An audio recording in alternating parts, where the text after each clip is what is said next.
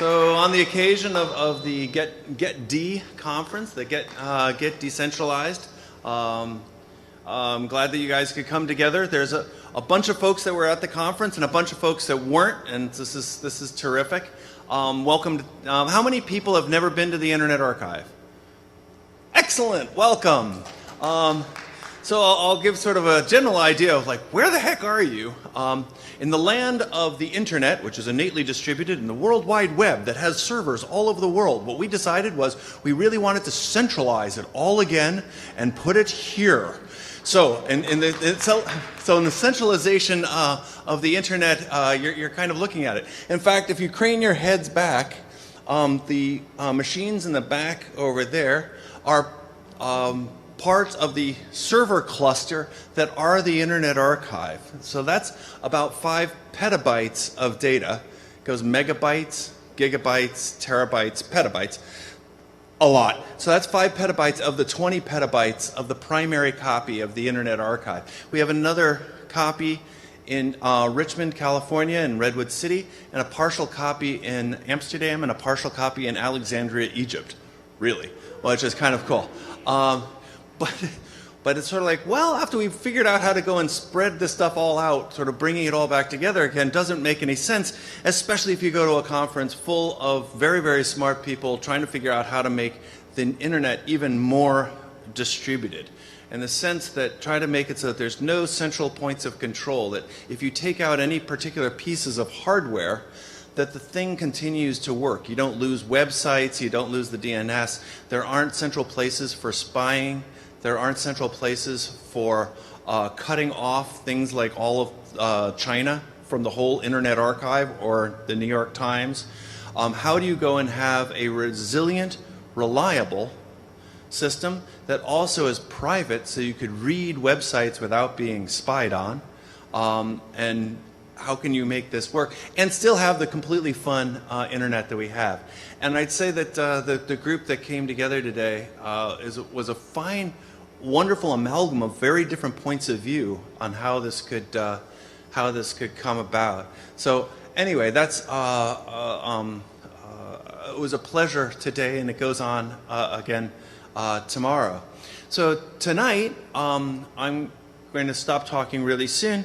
Then we have 2 other short speakers, well, tall speakers, but short talks.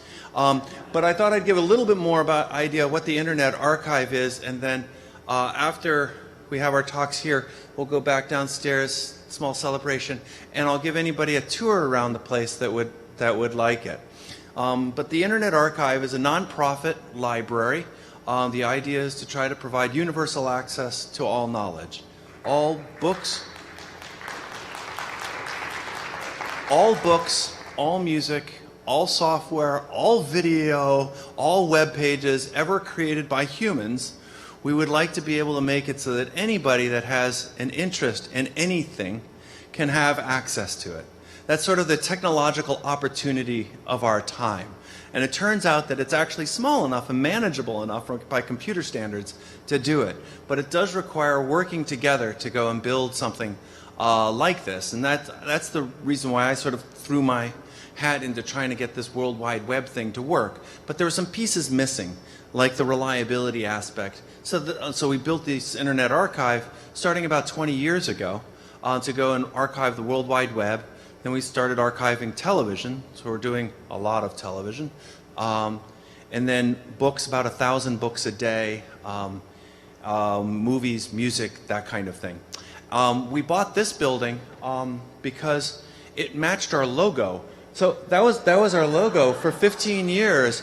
And then this building with the pillars and everything, it came for sale. It's like, that's our logo. And so we said, well, we have to buy it. And it was a Christian Science church.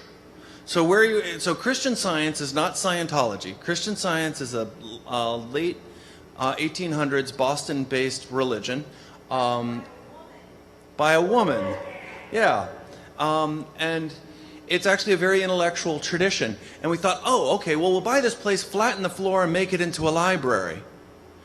But it's really unclear what a library looks like right now. So we all work downstairs, and I'll show you around sort of what it is we're doing and things like that. But we thought, why don't we just tread a little carefully, move a little slowly, and leave the pews. I won't make you sit in them for too long, or as Garrison Keillor calls them, seats for sinners. But we left the pews and we're slowly taking it over. We're just putting in volunteer stations for doing CDs and LPs in the back. And so we're starting to sort of take it over. And then there are the little guys. They're us. So if you work at the Internet Archive for 3 years, then we make a little statue. And so it's basically a way of celebrating the people that have put their lives into service, basically going and not doing the rat race or gold rush of Silicon Valley, but deciding that they want to work in the nonprofit sphere and throw themselves into that. And so that's this is kind of who we are, including people that are scanning books all over the world. There are about 140 of us. About 100 of us are scanning books in all these scanning centers. And as we turn 3 years old, then we make these little statues. I'm over there next to Aaron Schwartz and Ted Nelson. Okay, cool, creepy. Where are we on the cool, creepy, cool? All right, okay, cool. Don't come here at night. They start running around. But anyway, so the Internet Archive is an organization that's trying to basically make it so this information is available, and we're running into real problems that Snowden has basically made very much aware, that the Internet that we've all sort of thrown our careers into and trying to make work is being corrupted and spied on and made fragile by people that shouldn't be doing it. And it's now happening all over the world. And so we need technologies, technologists, and approaches to go and build a reliable system that we can count on, that we can think of as private places to put our lives, maintain our relationships, and make it all grow. And the GETD conference that we're now just finished the second day, there's one more day at the Red Vic on Haight Street, is a tremendous addition. And I thank you very much for putting it together and inviting us. So thank you very much. You're the starter of GetD. Yeah. Hello, everyone. I feel really quite special. It's an amazing place here. It's an amazing institution. And I've been introduced to the Internet Archive and Brewster and Wendy by Christy Dames and Kevin O'Malley, who are close friends. And they just, I don't know what happened, but it was like something falling into place about values and vision. And of course, there's, when you see the servers in the background, there's like the technology very present here. And also in decentralization, yeah, there is technology, but we rather think of it in terms of, what does it mean for each individual? So I don't know how to put it. It's actually, we had today a really nice talk to conclude the day, and it was about experience. So rather than, if I would compare, like sometimes centralization is often, it's like more like close to a concept, and decentralization is like more close maybe to an experience. I don't know if that's right or wrong, but it would be one attempt of trying to explain it. And I have actually 3, not 2, people talking and trying to bring you the topic a bit closer. And one of them is Markus, so if you would like to come up. So Markus is a long time passionate activist coder, and very good friend. And he has a very cool way in explaining things. So, welcome, Markus.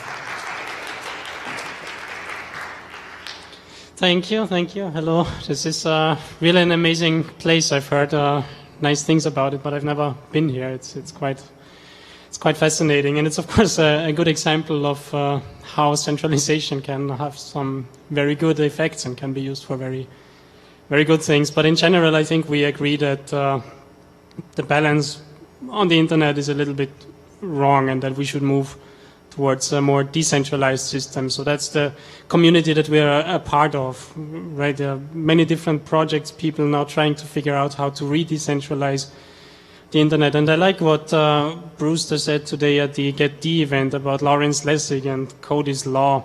So what we're doing in this decentralization movement is really not so much, or not only working against privacy and for privacy and against surveillance. That's part of it, but it's really more of a social and political question. What are we trying to achieve, right? When we figure out our protocols, when we design architectures, when we make decisions about cryptography, what do we encrypt, who holds the keys, when we use things such as distributed hash tables or blockchains, or we figure out peer-to-peer or client-server patterns, things like that. And this is about privacy and things like that, but it's also about figuring out the nature of our human interactions and figuring out the distribution of power in our communities. And we as engineers and entrepreneurs have a special responsibility when we make these decisions, right? These are decisions that can make a difference between oppression and liberation in the end. And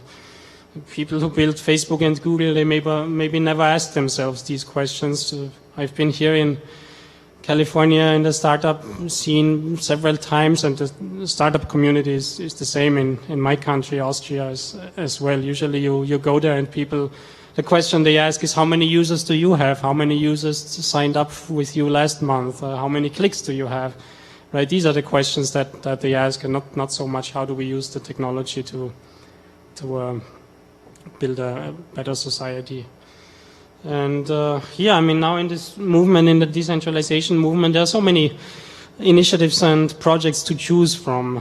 There are things happening on all layers of the internet. We have very low-level things, topics on hardware, mesh networking, routing protocols, and we have higher-level initiatives, writing applications, making encryption easy. And today at the GETD event, we created this big paper where we listed some of the projects that we knew. And a while ago I was at the Chaos Computer Congress where we tried to do something similar. We tried to map out all the different projects. How do they relate to each other? How do they complement each other? How do they, what can you achieve with them if you combine the different pieces of the puzzle? My favorite project is the Freedom Box. So everybody has their own favorite projects that they think are useful in this new way of rethinking the web. The one that I like very much is the Freedom Box. It's a small personal server. The idea is that this would actually contain some of the best projects, some of the best ideas that people are working on right now for cryptography, for decentralization, for sharing data in new ways. The idea would be to package that on one physical device that you can take and you plug it in at home and it works for you. And it can do different things. Like I said, there are so many different ideas, different things to work on. For example, it can be an identity provider when you log into websites, right? You want to log into a website, you don't want to do that with username and password, and you don't want to log into a website with Facebook Connect or log in with Twitter or things like that. You want to do that with an identity that you control that could be hosted on your box. Instead of using Dropbox, where all files are centralized, you may want to host your files on a Freedom Box. Instead of using Gmail, you might want to send messages from one box to another that we have at home.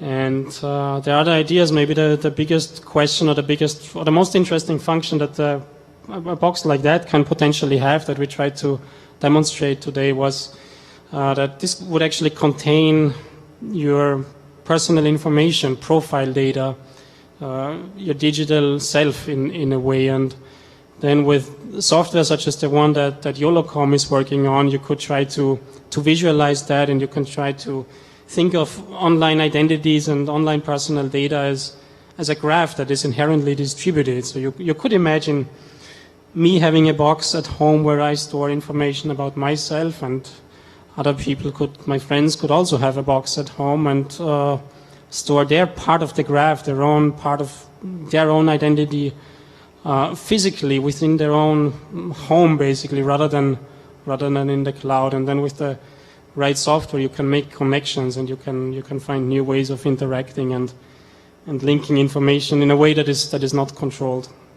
in a centralized way. So that's what I like about this particular project. It's something that you can feel and touch, and the idea is to make some of these new ideas easy and accessible. That's one of the big challenges that we talked about today, right? That it's not very useful if we as hackers work on things that then only we as hackers and computer scientists can use. We have to work on making some of these new ideas easy to use. We have to work on user interface. That's one of the questions, right? One of the challenges. Another challenge is that we are facing, we also talked about that, is of an economic nature. There are so many people working on good ideas who don't know how to pay their rent. I built 6 prototypes with my own money that I saved over time from working in a real day job, right? And there are a lot of people in a situation like that. And then there's temptation, right? So there are cases, I don't know, who knows OpenID, for example, the OpenID protocol. Who has heard about that, some of that? So OpenID was this very idealistic initiative protocol that would allow you to log in, identify yourself online with an identity that you control, with your own domain name, your own URL, rather than relying on Google or Facebook. And it works really well. It was a good idea. I log in with some identity that's really mine. And then what happened? Some of the leaders, some of the champions of this very idealistic protocol, they were hired by Facebook, and then that same protocol actually was transformed into what is now Facebook Connect, which is actually maybe one of the most dangerous components on the internet today, because now we have Facebook Connect. Everybody logs in on the internet with Facebook Connect, which means that Facebook has even more data about all the websites that we sign into. So there's this threat, right? We might work on very idealistic projects, but what if somebody came up to me and said, "Hey, Markus, I give you a few $1 million to build a box that is a little bit like the Freedom Box, but in exchange, why don't you put some advertising or some surveillance software right on the box?" And then that's what we put in people's homes, right? What would I do then? So there's these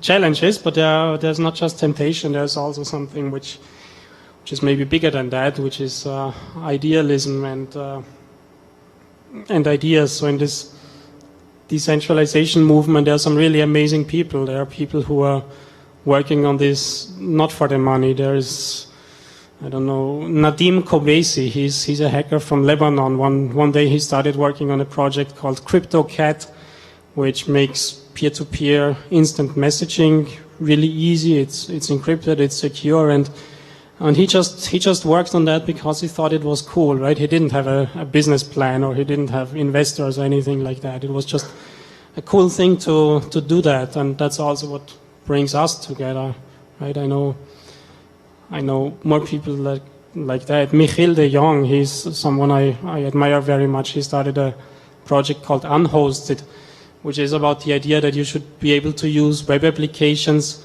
independently of where the data is stored. And his story is he used to work for a social networking, classic centralized social networking service, and one day he was lying on the beach, I think in Bali, and he just thought this kind of centralization is wrong, and he started working on an alternative project, and he has done it for years now with very little pay, with a little money from foundations, but far from what he used to make. And then there are the the best example maybe the diaspora people. Who knows diaspora? That was a few years ago, this idea of doing a decentralized social network, a Facebook without a Facebook, without a one centralized Facebook, and Daniel, Raphael, Ilya, Maxwell, they just did it because it was cool. There's now a book about them, right? The title of the book is More Awesome Than Money, and that's why we do it, because it's the right thing to do. And when a few years from now, when we look back, then this is what we will remember.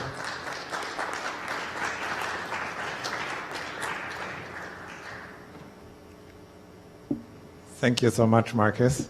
And I must say, for us, it was a very special moment also because Markus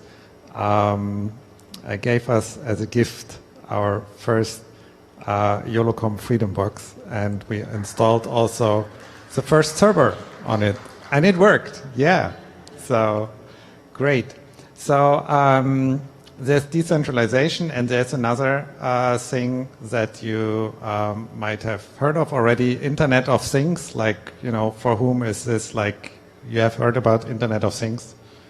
Okay, so Hauke, he is from Berlin, and they are building a very cool operating system, and he just wants to give you a few words about why openness is so important for the Internet of Things. So, welcome.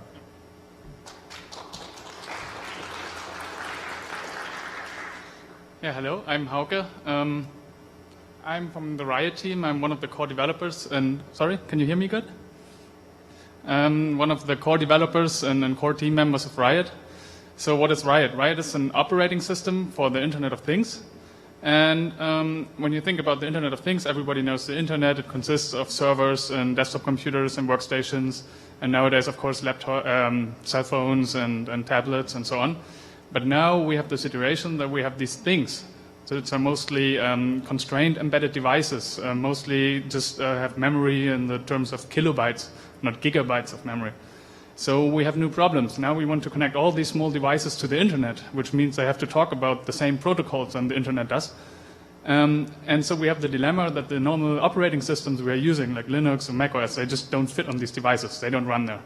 So, of course, we need operating systems for those small devices to make them portable again and to make software development easy and to actually speed up the whole development process and make these devices usable. And so we're making this operating system, Riot, for these devices. And to put it very, very boldly, we try to become actually the Linux for the IoT devices. Of course, it's very far away, and we have no idea if it works, but that's what we're aiming at. And for us, it's very important. It's not just the technical basis where we try to be as easy to program as Linux and so on, but it's also the whole idea behind it. It's open source. It needs to be open source. So we stay with an LGPL license, which makes sure that everybody contributes back to the community and that the whole system stays definitely open and nobody can just run with it. And also in terms of community, we try to be a very, very open community to involve everyone, to be very transparent in our processes and decision making, so everybody can just join in and contribute and have fun in the end. And so how does this now connect to decentralization and then to having control? Probably everybody heard like this Internet of Things. You will have billions of devices everywhere in your home, in your car, in your appliances, and you name it, everywhere. And what's important is, of course, right now we have the situation that you basically buy those devices from a certain vendor. And mostly these devices connect via proprietary protocols and data handlers and so on to some proprietary gateway, which then does the connection to the actual Internet. And in the end, this means you have no idea what these devices are doing, and mostly you have no idea where this data goes to. It just goes to a cloud. But who owns the cloud? And you have no saying in this. And so what we are very convinced of, that the Internet of Things does only work if you have control what these devices are doing. And so we are like trying to use Riot also as a vehicle to propagate open protocols. We're closely working in the IETF with the W3C and so on to really use only open protocols on these devices and keep those devices open with open source, so you can actually look at the software that's running on them and so on. Because only if you know what your device is doing, you can trust the device. And if you don't trust those 50 billion devices, I don't think the world will be a better place. And so connecting this to the decentralization, it's very important that once you have control over devices, we don't say you need to connect the device only to your own stuff. But in that sense, you're then free to choose where the devices connect to and what data they send and who they share it with. So you basically, I don't know, some device that measures the watering level of your plant, you just explicitly share that data with your neighbor, so your neighbor can come over and water your plant. That would be very useful, actually. And so to summarize this, is that once you have control over the data and you can decide who to share it with, we of course hope that people will share their data then with the Internet Archive, of course. So, thank you.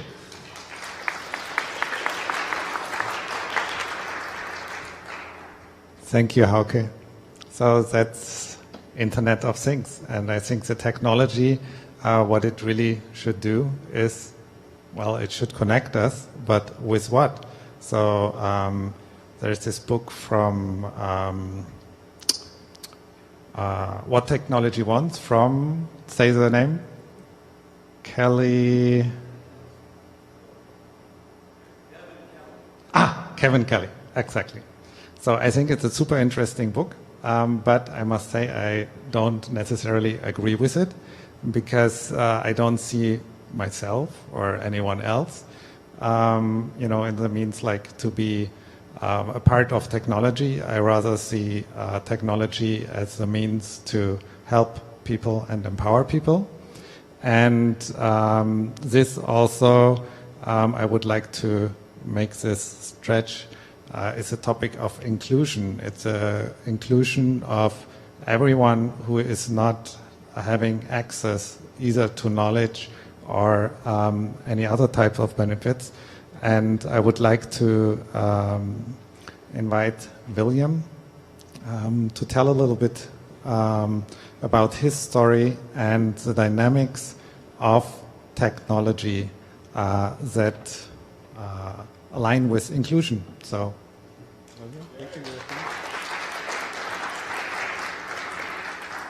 I hope everyone doesn't mind. I have my notes on my iPhone, so it's okay. So first, I want to thank Joachim for getting the GetD conference together, and Joachim stayed with us for a while ago, and that was great. And I got to know Christian and Joachim and all of that other stuff. So, right. So first, I'll talk a little about myself, so you know where I'm coming from. So I grew up in black ghettos on the East Coast, in Norfolk, Virginia, and in Lynchburg, Virginia. My mother was associated with the Black Panther Party.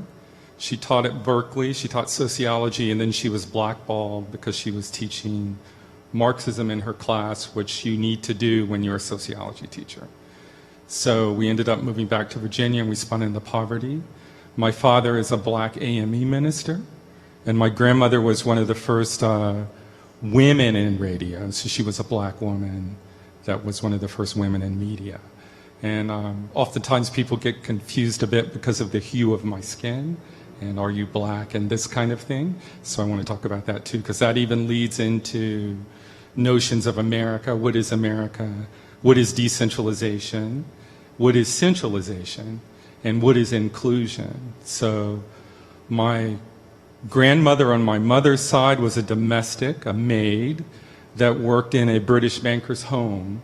She was raped by the British banker. This is a common story for African Americans in the United States. My grandmother delivered prescription drugs into the black ghetto. She worked for a German man that owned a drugstore, and she was raped by that German man. So that's why I look like this. But that's also why I have a consciousness about African American struggle and culture. I ended up being very fortunate to have a mother that I have, because she made us study and analyze why it was we were in poverty. Not to accept the poverty, but to try to analyze it and to understand why was it that if we walked 8 blocks one way, there was no poverty. Why was that going on, right? So that can kind of make you go on to an internal journey of who you are and why you're the other kind of thing. I ended up getting out of the ghetto because I could play basketball, and I studied political philosophy. surprise, right? And I was lucky enough to have a friend that was a computer programmer. And I was hanging out with him, and he said, you can't hang out with me unless you learn COBOL. You have to come with me to the computer lab to do that.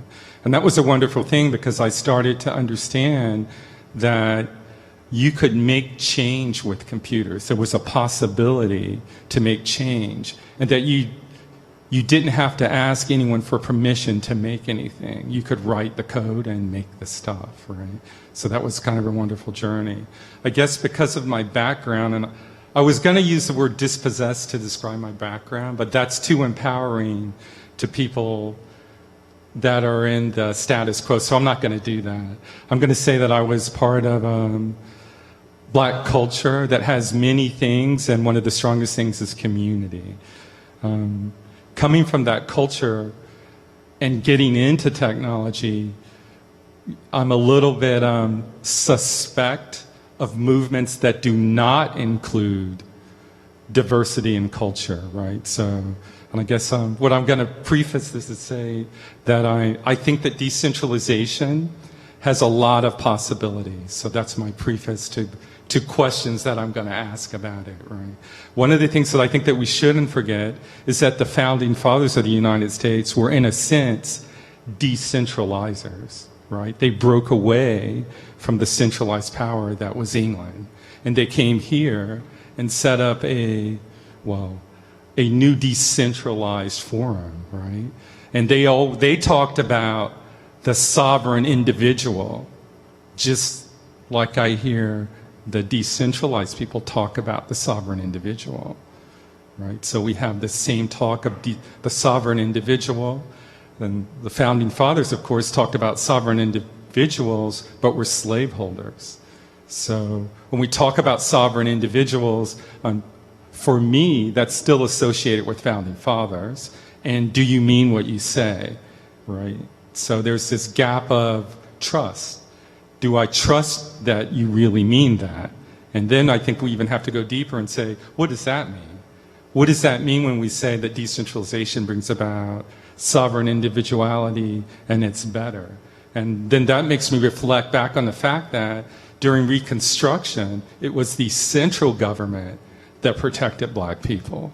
And the move to decentralization brought violence onto Black people. So just things to reflect on, right? The other thing about technology movements, we talk about kind of this utopia that's going to happen after we bring in decentralization or whatever the new thing is. So I'm going to digress a little. New things bother me because they have a tendency to erase the old thing, right?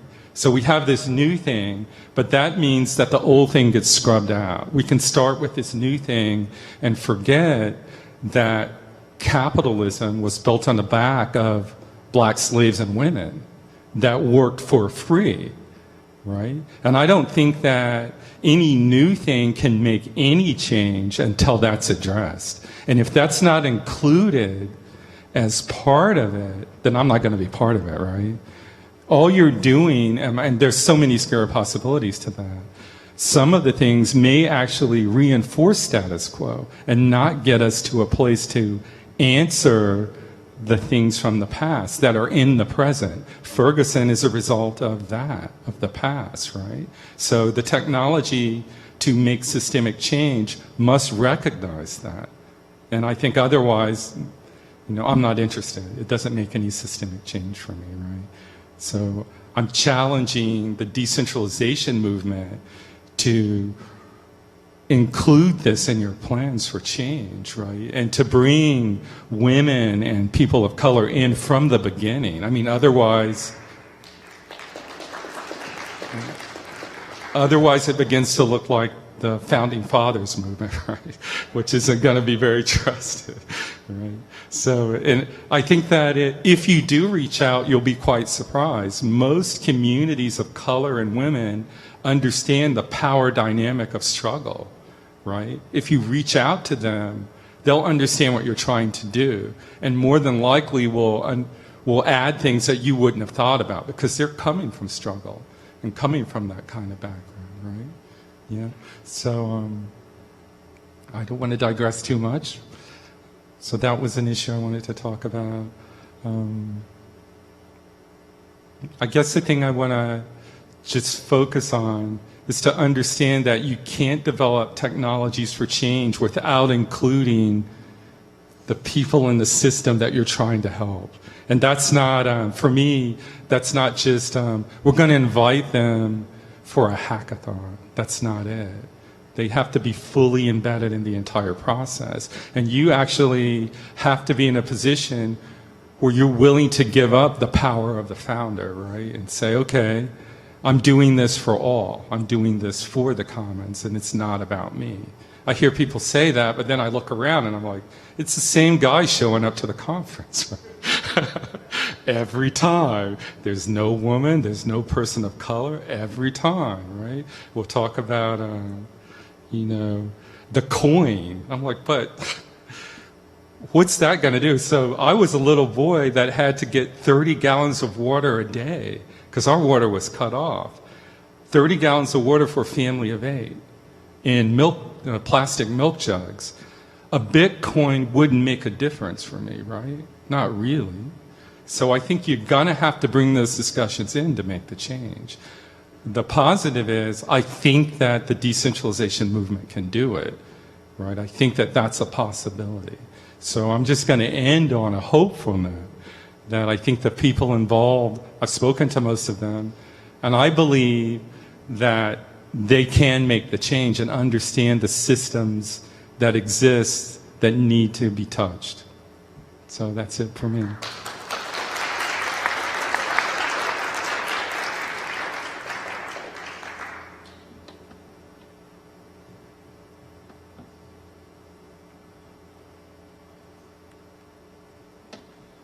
Well, this is why I love my job, is that I get to work in projects and with people that are committed and interested in using our technologies to build the world that we want to live in. That the struggles, the shaping of our technologies reflect ourselves, or organizations reflect ourselves. So when do we work in smaller groups, or do we work in decentralized groups? Do we all work in hierarchical organizations? When are those right and wrong? Our relationships to each other all reflect ourselves. And this is this movement, this idea of building technologies that are innately decentralized is completely counter-trend. So we have the world as it used to be when we were growing up, the idea of opening a book. Nobody knew I was opening that book. But now there's a company that probably knows every book that I've bought. And what it is I'm reading, how far it is I've gotten through it. So going and rallying around the ideas of decentralization is just fantastic. That at this point we can lock the web open. That we can build the next generation of code that has our values actually in it. Can we go and bake the First Amendment, freedom of expression, into the code itself? And this is a fantastic opportunity, and I'm so glad that we've come together to be able to do this. So thank you for the GetD.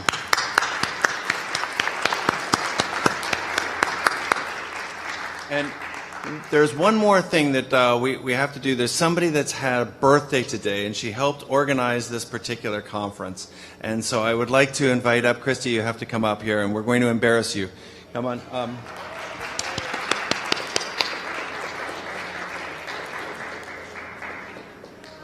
Okay, so it's you. You're welcome. Okay. Ooh, all right. Score. Did we come to the right party? There you go. So, all right, let's do it to her. Happy birthday to you. Thank you. Happy birthday to you. Happy birthday, dear Christy. Happy birthday to you. Thank you. Yay. Thank you. Yay, thank you. Do we get some of this too? Everybody gets everything. Okay, so what I'd like to do at this point is we're done. Anybody that would like to come on a tour We're going to snake through down there, downstairs, and I'll give sort of a general idea of what the Internet Archive does. But you really don't have to do that, because if you go down that way, you get cheese, crackers, alcohol, other good people to talk to, fun things to do right away, and a cool thing like this. So, you get to go that way, thank you very much. Yay! Hey! All right, I'm in the pulpit. Yes.